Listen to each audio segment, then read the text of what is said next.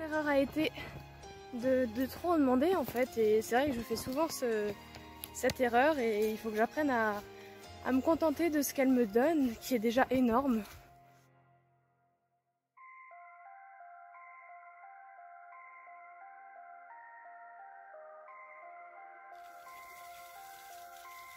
Tu viens?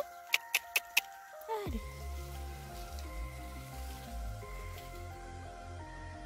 Donc voilà, j'ai désharnaché, douché et essoré Flanelle. Et maintenant du coup je vais m'occuper de la deuxième princesse, la Cacte. Et on va aller faire une petite longe, mais une toute petite parce que commence déjà à faire bien chaud. Donc voilà, nous sommes prêts. Je me suis armée de mon petit enraînement pour Mini, de ma longe, de mon stick, et puis on est parti pour une petite séance de longe. Avant de commencer à la travailler, je vais enlever les obstacles dans la carrière, et puis après on pourra commencer. Donc comme avec Flanelle, je commence ma détente par du pas, tranquillement. Je ne demande pas grand chose si ce n'est quelques transitions de temps en temps jusqu'à l'arrêt. Comme vous pouvez le voir, elle me fait de très belles transitions au carré. Je suis vraiment trop contente.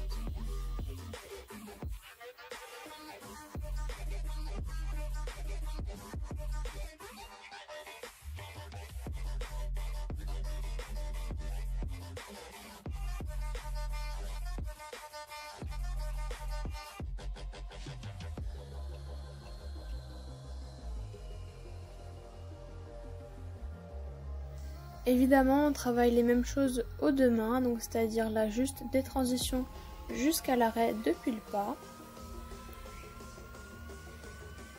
Celui-là est un peu plus hésitant que celui à l'autre main, mais il est quand même plutôt joli. Et je suis surtout très contente qu'elle ne soit pas distraite par les chevaux dans le pré d'à côté.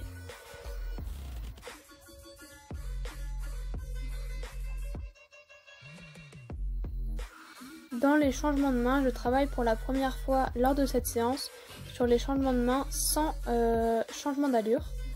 Donc comme vous pouvez le voir là, ça passe plutôt bien au pas le temps qu'elle comprenne, mais sinon c'était plutôt pas mal. Là j'ai fait un pas en avant vers elle pour qu'elle s'écarte parce que c'est pour ça qu'elle était beaucoup trop petite, elle était beaucoup trop proche de moi.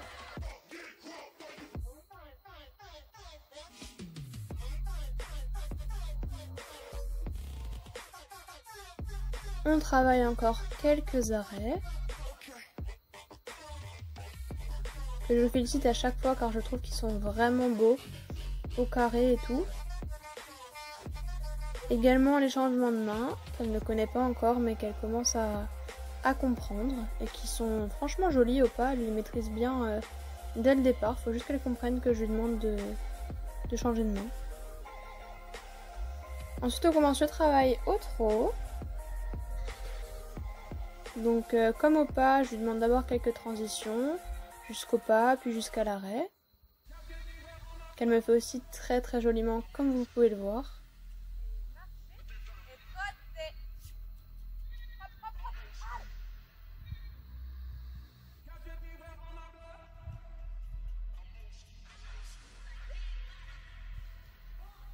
On travaille également les changements de main sans changement d'allure.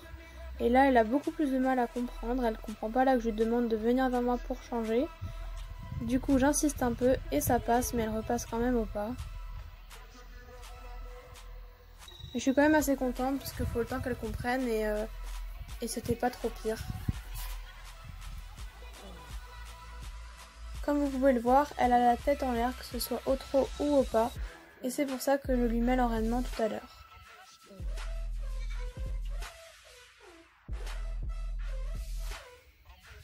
Là, on refait un changement de main. Elle comprend plus vite ma demande, mais repasse quand même au pas.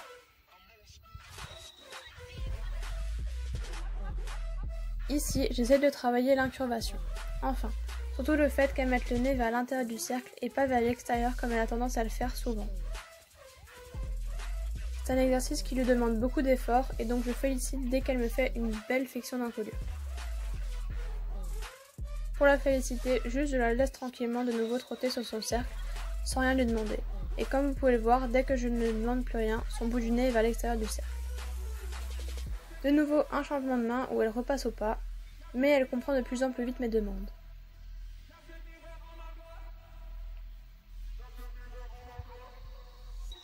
On travaille la même flexion d'encolure à l'autre main. Et comme vous pouvez le voir, elle a tendance à repasser au pas, car c'est un exercice qui lui demande beaucoup d'efforts. Ensuite, la détente au galop. Je ne lui demande pas plus d'un cercle de galop ce jour-là, car je sens qu'elle a du mal à tenir son galop et donc je me contente d'un seul cercle.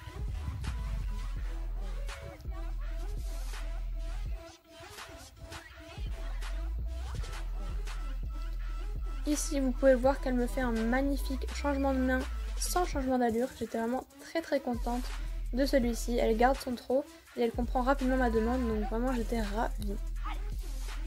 On détend du coup tout de suite à l'autre main au galop, où je dois beaucoup l'encourager pour qu'elle garde son galop. Et après un cercle à la deuxième main, je suis contente et la détente au galop est déjà finie.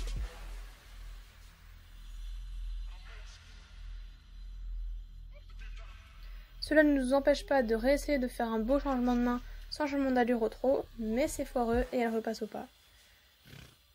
Je pense que ma demande n'était pas assez précise pour le coup et qu'elle n'a du coup pas compris ce que je lui voulais. Pour finir la séance, je lui mets une dizaine de minutes d'enraînement. Je lui mets afin qu'elle n'ait pas la tête tout le temps en l'air et ainsi qu'elle se muscle un peu le dos. C'était la première fois que je lui mettais avec le licol éthologique, d'habitude je lui mets avec le mors et le filet. Elle a donc mis un peu de temps à s'habituer et à s'adapter, mais elle a fini par se mettre avec et à être vraiment dans une bonne posture. Je commence, comme son enraînement, par la marcher et lui demander des transitions jusqu'à l'arrêt.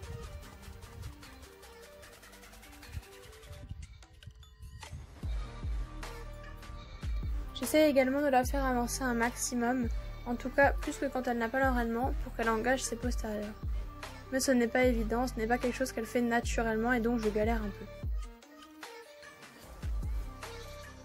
Ensuite, on fait le même genre de petit exercice au trot, en essayant toujours de la garder bien active au trot pour qu'elle engage ses postérieurs. Elle se défend un peu plus qu'au pas, car elle a en général la tête plus en l'air, mais elle finit par se mettre avec et elle a vraiment une bonne posture, je suis contente. En plus, je trouve que son trot est quand même plus actif que quand elle ne l'avait pas, donc c'est que j'arrive quand même bien à la faire engager, ou en tout cas à la faire avancer.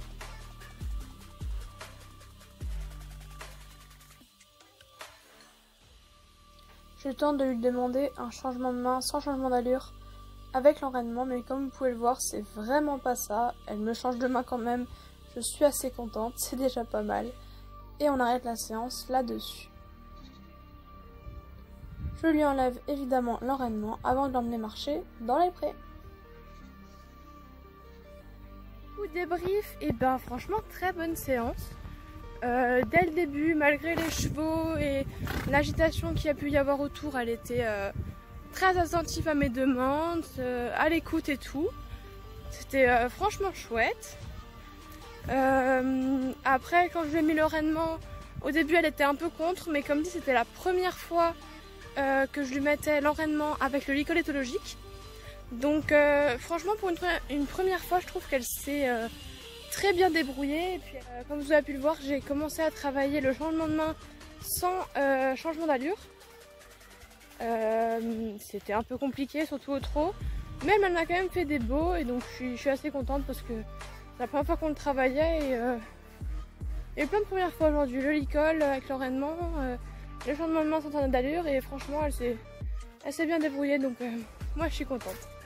Et là maintenant on va aller à la douche et d'abord graisser les pieds. Et voilà, les petits pieds sont tout beaux, tout propres, tout graissés. Évidemment on fait ça avant la douche parce qu'une fois que le pied est humide, si on met de la graisse, on va enfermer l'humidité dans le pied. Bah, ce qui est pas bon du tout, hein, à part si vos pieds sont très secs, mais je pense pas que ce soit le bon plan. Donc, du coup, évidemment, avant la douche. Ah ma fille. D'ailleurs pour ça que je l'ai pas encore fait flanelle parce que j'ai oublié de le faire avant la douche. Et du coup je me suis dit bon bah je m'occupe de Cacte et puis je la reprends après pour juste lui graisser les pieds.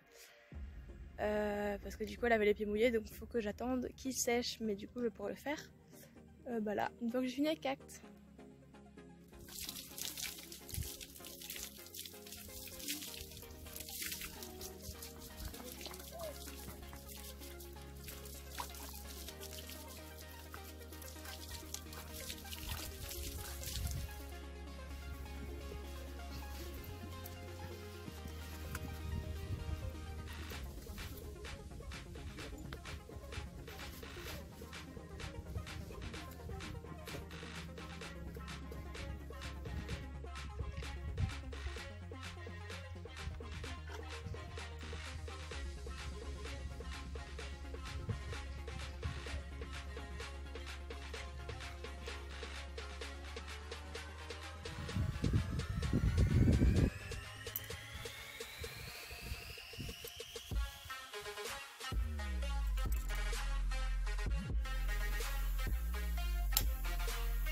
On va avoir besoin de blanc.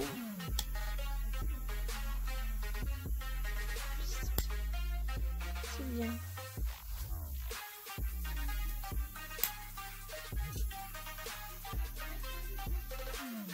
Reste là, reste là. Reste là.